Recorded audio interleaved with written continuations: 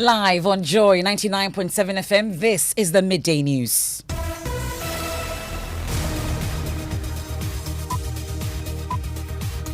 The news is also live on Love 99.5 FM in Kumasi, affiliates across Ghana's 16 regions around Amenuveve FM in Aflao, Dreams FM in Bolgatanga, A1 Radio also in Bolgatanga, also on Jubilee and Sun City Radio in Keta. We're on Twitter Spaces, we're on Facebook and myjoyonline.com. The Midday News is brought to you by Duraplus Ghana Limited, producers of quality PVC pipes and water tank. Where Duraplus goes, water flows. Coming up, upset, disappointed, but not backing down as embattled former Environment, Science and Technology Minister Professor Frimpong Boateng vows to stop at nothing to expose the ills that characterize his time as head of a body that was tasked to stop illegal mining.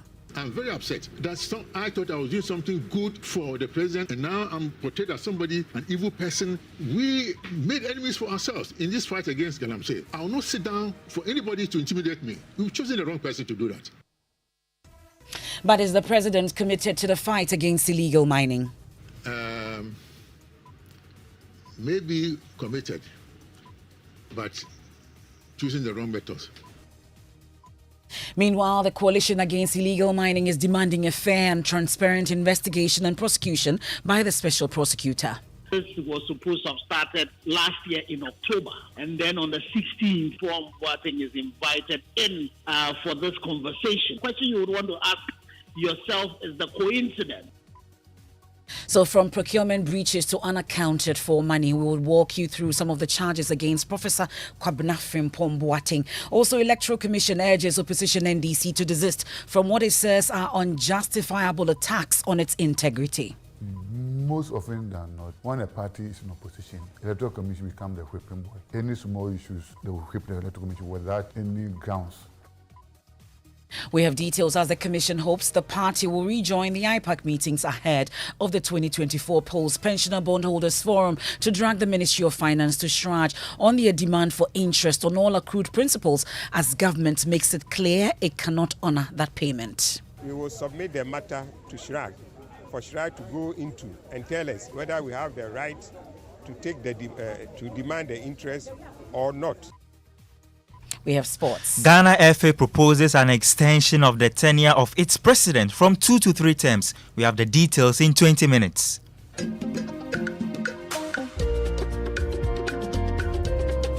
Now, National Science and Maths quiz will tell you about the secret weapon of Bompe Senior High Technical School as they grab the last slot in the Western Regional Qualifiers.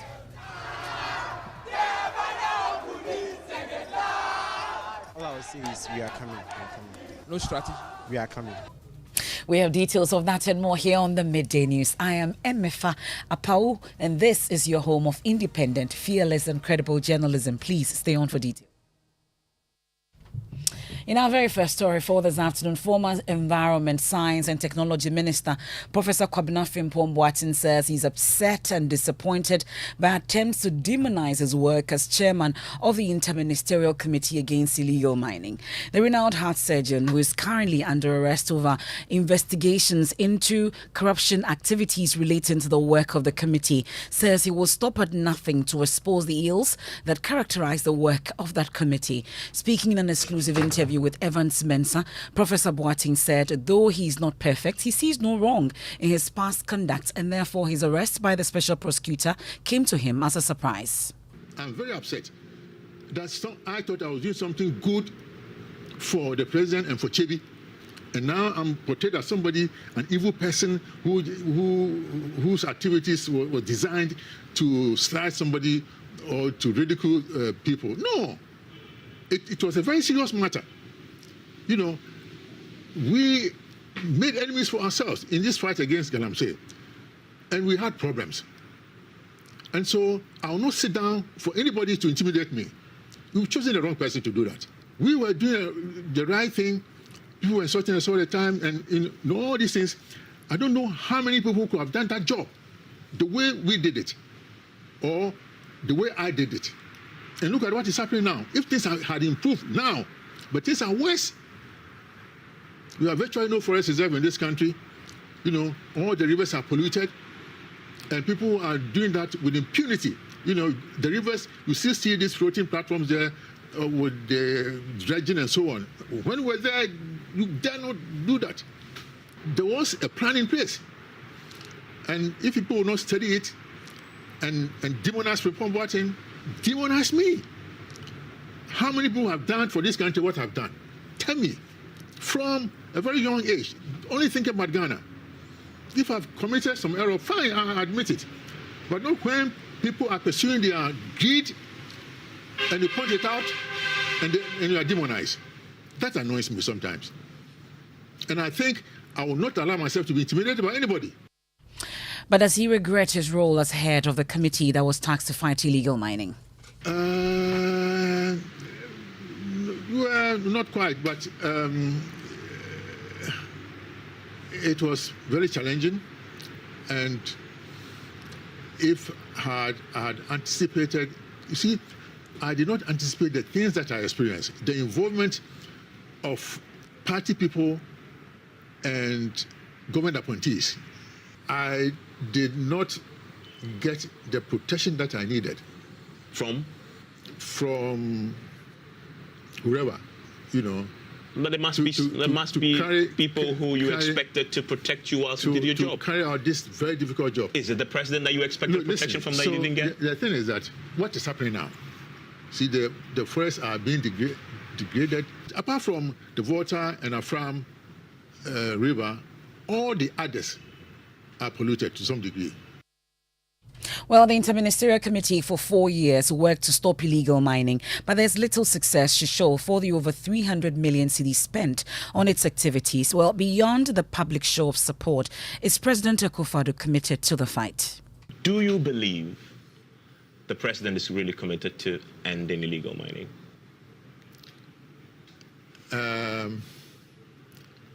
Maybe committed, but choosing the wrong methods. Okay. I'm not saying, yeah, he says it. If he says he's committed, I cannot disprove it. But then if we look at the methods that are being, employed, people are doing whatever they like, then it's not likely that this illegal mining will stop. You know. So what method? And I'm not expecting this thing to improve. Why? Because, honestly, even in the best of times, when the economy was good, people were doing illegal mining. And there's somewhere in the Ashanti region whose wealth is based on mining. Next year will be election year, people need money to campaign and so on.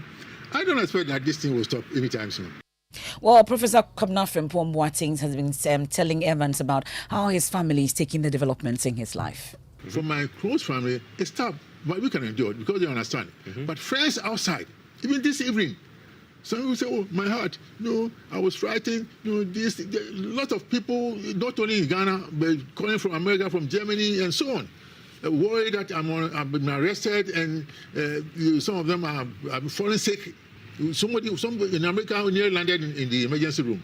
When he heard that you may have been arrested? Yes. Now that the OSP has started this and they say you've been arrested, what do you think about the prospect of you being prosecuted and possibly being convicted? Does that worry you? Does that give you sleepless nights at all? I don't. It doesn't worry me at all.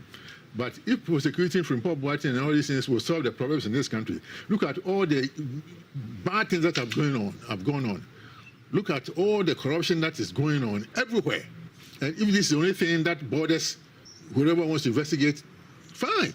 Life is not static. At some point, somebody will be at the opposite end, also receiving the same treatment. Is it the most important thing to worry any investigator? Well, he shared his perspective on the level of governance under the MPP. The state of the party now is not it's different from what I knew it to be. What's the state of the party? I'm not happy with the state of the party. Why? Because things are not going well. In what aspects? Look at the state of everything, economy, look at everything.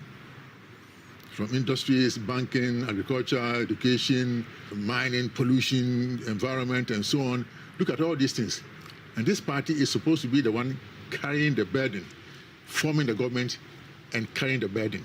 But if we still have these problems, then we cannot say that we are happy with the state of the party or even the government. People who can solve complex problems are being demonized, and you leave incompetent people, I'm not saying incompetent, but people who are not designed to solve problems, to be around claiming to be the champions of whatever, they will be in this state all the time.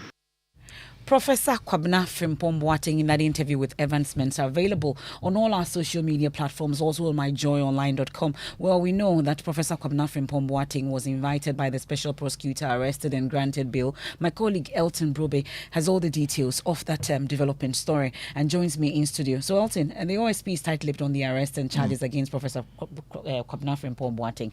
But you've been working your sources. What are you learning? So first, they are disputing the fact that he was invited. According to the OSP, he was directed to come as a suspect. So the letter that they sent to him made it clear that he was called in as a suspect in a matter that was under investigation. And he was questioned on the drones, about 200 that were procured by the Interministerial Committee. Now, the allegation is that the procurement did not go through the right process. So PPA may not have been fully involved in the procurement of the drones. It's also unclear how much money was spent on the procurement. There is one document that costs $3 million. There's another one that costs over 500,000 US dollars. So this was a matter that he was asked to provide more clarity on this when he appeared before them, but they are yet to get documentation to back any of the figures that is before the OSP. There's also issue of the general expenditure covering the activities of the Interministerial Committee on Illegal Mining. There's about over 300 million Ghana cedi that is yet to be fully accounted for. There's also some mason vehicles that are yet to be traced. There are also some excavators that are yet to be traced. And then there's also gold nuggets that were seized by the operatives of the Interministerial Committee, seized from some illegal miners. Whereabouts is unclear for now. So these are some of the charges that are against the professor. Thank you very much, Elton Brobe. Well, there have been reactions to the arrest of Professor Kwabena Frimpong Boateng. We can hear from convener of the Coalition Against Illegal Mining, Dr. Ken Ashigbe, and he wants fairness and transparency in the process. You also would ask questions about the timing of this. This was supposed to have started last year in October. And then on the 16th, Frimpong Boateng is invited in for this conversation. And the question you would want to ask yourself is the coincidence. And so for me, it is good that the Office of the Special Prosecutor wants to look into this. They are dealing with the secretary. They are dealing with the chairman. But there's several ministers who were also part of this committee. And some of them are still currently at post.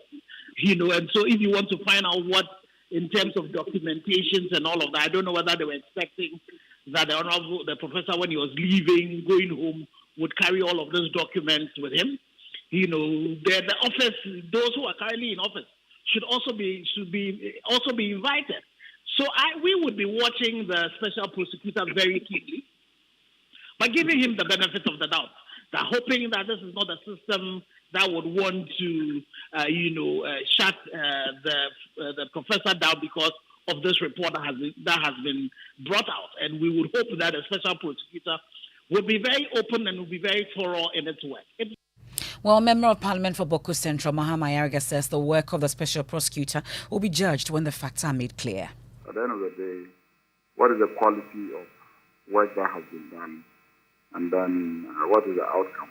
So we only need to monitor what is happening. They've just issued a general statement about issues that they are. Now, the Electoral Commission is urging the opposition NDC to desist from what it says are unjustifiable attacks on its integrity. The party has in the last 1 week engaged in a spirited banter with the Commission, alleging a plot with the NPP to insert an unqualified candidate in the name of an unqualified candidate into the Asin North voters register. Well, this accusation comes at a time the Commission is preparing to hold a by-election on June 27. NDC Communication Officer Sami Jemfi says the Commission's work has been unfair to the NDC in recent times. We know the EC and to say the EC of today is not that of the Afarijan era. The honor and integrity it enjoyed, many will agree, has declined. This is because of the NPP members President Akufo-Addo has sent to the EC, like Dr. Bosman Asari and Dr. Apiahini. These are NPP activists who have been sent there to do party work and not what will help us and ensure peace. Omo party adwuma no moye enye adwuma e beboa oman no na aboa ya bato wo nhyehyeye ama sumdue aba oman. Well, Director of Electoral Services at the EC, Dr. Strebo Kweku, says the Commission remains focused and expects the cooperation of the NDC. He's been speaking to Evans Mensah. Most often than not, when a party is in opposition, the Electoral Commission becomes the whipping boy. Any small issues, they will whip the Electoral Commission without any grounds. So if you look at the statement, we said that if they have any contrary view, they should provide. And I don't think there's any contrary view. So we are already putting across that they should stop attacking the commission when they have no grounds to attack the commission. Whether we like it or not, we are stakeholders in the game. The parties cannot do elections without the electoral commission. And the electoral commission too cannot conduct elections without the parties sponsoring candidates. So we are in it together. If we are not saying that if you are doing something bad, they shouldn't talk of it. But when there's none, you don't smear us like that. So that's what we were trying. Your relationship with the NDC, how would you describe it? Very cordial. Really? Apart from the radio issues, the other time when we were doing the elections, the current chairman and they came in. We had a nice meeting. They took a lot of pictures of the commission and the rest. When we meet and we are chatting, you won't believe that these are the people who are in the media complaining about each other. We are very cordial. Very, very cordial. We have very cordial relationship. But we are not enemies. Cordial relationship in private, but enemies in public. That is the problem. It's not I won't say that in public. It's when I don't know the way how to describe it. But in public, when we meet us, we talk, we chat. We do everything together. I wouldn't want to give examples. But some of us are even classmates, schoolmates, we do courses together and the rest. I know the NDC, they've boycotted the IPAC meetings, and I know there was some conversations. In fact, there must be the Peace Council. I tried to negotiate a settlement of a sort. Do you know what has come of that? So when we went, what we told them was that we don't have any problem with them. And to the best of my knowledge, because I was there, it was after the 2020 elections that we called a meeting and they said that they don't accept the election results. So any meeting that has something to do with the 2020 election, they will not attend. Now, the meetings that we are subsequently holding, they have nothing to do with the 2020 election. So we were expecting that they would have come. That's the Director of Electoral Services at the Electoral Commission, Dr. Strebo Kweku. We'll stay a while longer on issues relating to the Asin North by-election, and the NPP and the NDC have started what they call aggressive campaigns in the constituency aimed at winning the impending by-elections. The NPP on Wednesday elected Charles Opoku, who hails from the same town as the NDC's candidate James Jachikwesen. My colleague Richard Kojonyako is there for us. Here's his report. After close to 4 hours of elections, Charles Opoku emerged the winner of the primaries.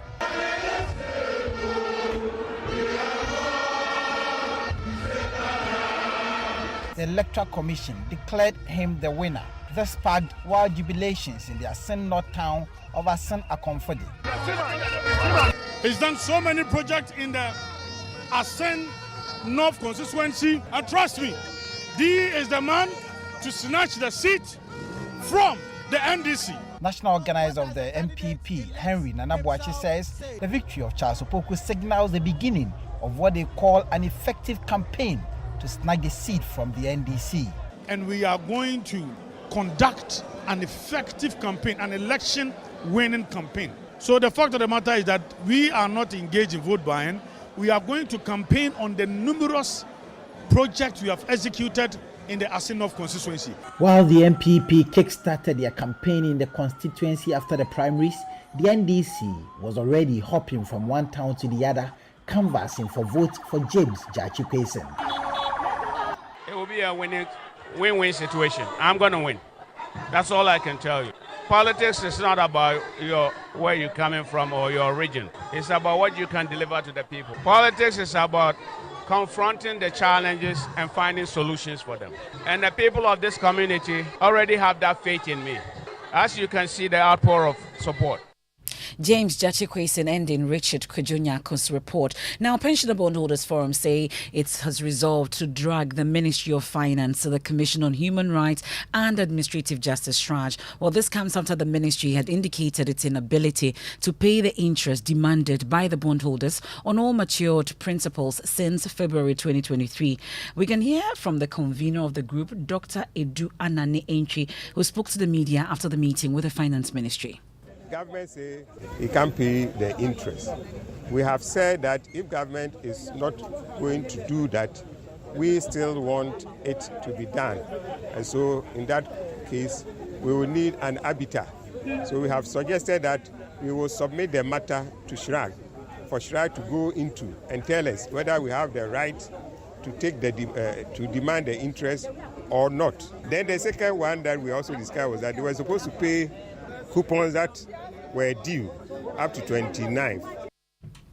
Well, that's the convener of the Pensioner Bondholders Forum, Dr. Edu Anane Entry. I'll take you quickly to the Upper East region, where the Food and Drugs Authority says it will ensure the strict adherence of the food and safety policy to avoid diseases. Reacting to the outbreak of the anthrax disease there, which has already claimed one life and other animals, Deputy Chief Executive of the FDA, Roderick Kwabneje, advised handlers of animals to abide by the rules outlined in the food safety policy. Correspondent Albert Sori joins us on the line. Albert, what can you report? Have you received, in terms of regards to the number of animals vaccinated so far? Some of us. So between yesterday when the vaccination started and now, the veterinary services are telling us they've already vaccinated over 1,000 animals across the region. What they are doing is that for every district, their officers are going from household to household and they are vaccinating the animals. But in addition to that, what they will be doing from next week is that they will have a convening point in all the districts where people who want to have their animals vaccinated can come there for the vaccinations. That's correspondent Albert Sore with the latest from the region. This is the Midday News, sponsored by Duraplast Ghana Limited, producers of quality PVC pipes and water tank. Where Duraplast goes, water flows. And he's been upset, disappointed, but not backing down. We've been hearing from embattled former Environment, Science and Technology Minister, Professor Kwabena Frimpong Boateng, vowing to stop at nothing to expose the ills that characterize his time as head of a body that was tasked to stop illegal mining. We return with sports, and then the National Science and Maths Quiz regional contest is on. We'll tell you about the secret weapon of Bompe Senior High Technical School as they grab the last slot in the Western Regional Qualifiers.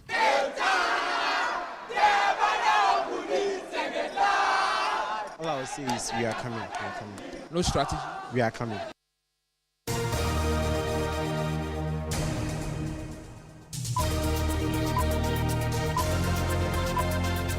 Thanks for staying with us. Let's do sports. Mubarak. Thank you very much, Emefa. Now, Joy Sports can exclusively reveal that Ghana FA Statutes Review Committee has proposed an extension of the tenure of its president from 2 to 3 terms. The report, which was submitted to the Executive Council, also suggests the consideration of 2 vice presidents, of which one would be a woman, while the number of members of the Executive Council should be increased from 12 to 23. It is understood the Executive Council is engaging members of the football governing body on the proposal and will submit it to FIFA for approval. The FA will hold its meeting with various stakeholders on July 6, and should a decision be taken, we will be here with the updates. Now to some good news before I leave. And Liverpool have signed midfielder Alexis McAllister from Brighton on a 5-year contract.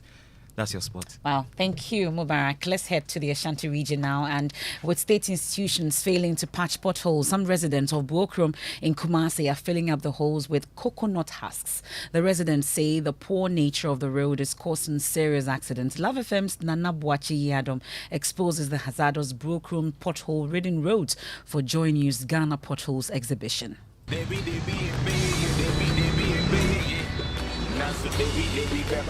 you go. Government serving us. In fact, drivers here were the best. One road, several potholes. But some things need to be said in 10. A good number of roads in Ghana are left with dangerous potholes. Major road networks in Kumasi are no exception, as the roads are inundated with deep circular depressions. Some motorists have experienced damages that go beyond mechanical repairs in these craters. Before you can move straight from this particular stretch to wherever you are going, you must pass through this particular pit. The well-adorned road is now a death trap with praiseworthy traffic growth. Potholes have developed on this road. They refused to work on just this particular stretch. We've complained so much about the traffic over here. It is obvious that these potholes are fast developing into manholes, putting the lives of motorists and commuters at risk. But state institutions in charge of covering them up show up at work and do nothing about it. To some of these road users, this is a life-threatening pit. Almost there 3 months, number 2 accidents. I came across an accident almost a month ago. As government institutions yawn on patching up the holes, some residents fill the riddled bitumen with debris to lessen the impact of vehicles slumping into holes. Sometimes they attempt to fill these holes with just anything, sometimes with coconut husk.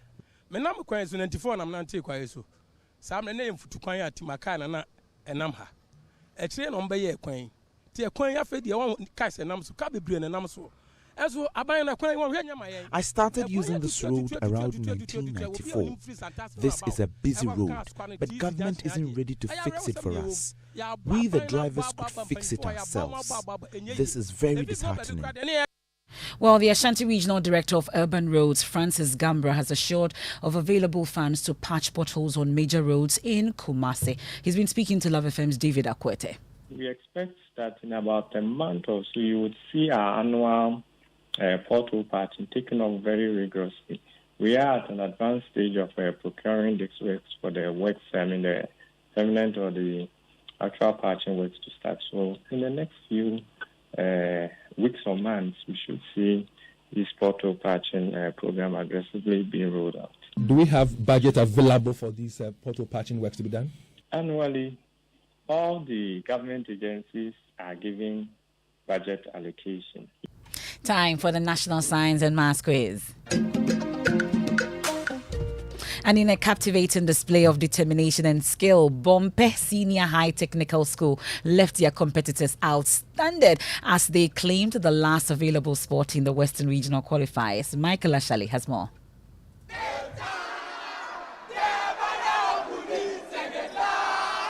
All I will say is we are coming. No strategy. We are coming. Strategy is from God. Now there are no strategy we can't create. It's not our strength, But you know everyone has God, right? Yes, everyone. And this is a game. And no one knows the hunter's secrets. Yes. And elsewhere, Methodist Senior High School have also booked a spot at the 2023 competition. Emmanuel Brightquick who joins us live. Emmanuel, what are we missing? All right, Emefa, there's a lot happening here in Sunyane, and I must say that just a while ago, Goka Senior High School has qualified for the first time to the national stage. They came here with only the contestants and even one supporter and just 2 teachers to join them over here. But they've been motivated ahead, and then they are hoping to qualify at the national stage as well. And also, ongoing right now is the Ahafo Regional Qualifiers. Some 11 schools are competing in. Well, we'll give you details of that, but all roads lead to the Aviation Social Center on Saturday, June 10. It's Rep Your Jesse. Now, Ajele Doku of Hits FM has more. I just wanted to invite you guys and your precious listeners to the Hits FM Rep Your Jesse, the 12th edition, and we're doing it at the Aviation Social Center. We're starting at 10 a.m. Okay. I know the match is later on in the evening, but what we usually start early.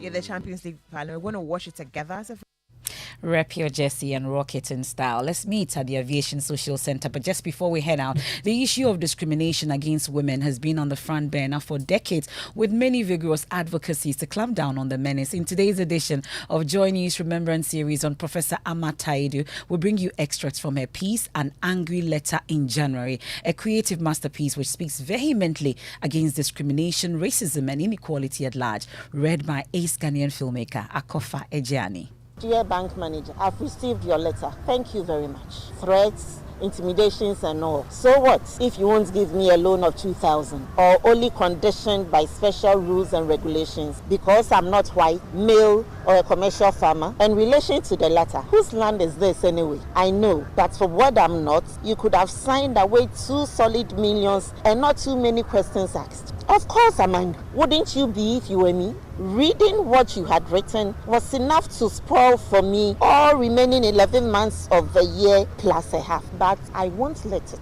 I had even thought of asking God that the next time round He makes me white, male, and a commercial farmer, but I won't. Since apart from the great poverty and the petty discriminations, I have been very happy being me, an African, a woman, and a writer. Just take your racism, your sexism, and your pragmatism off me. Overt, covert, or internalize.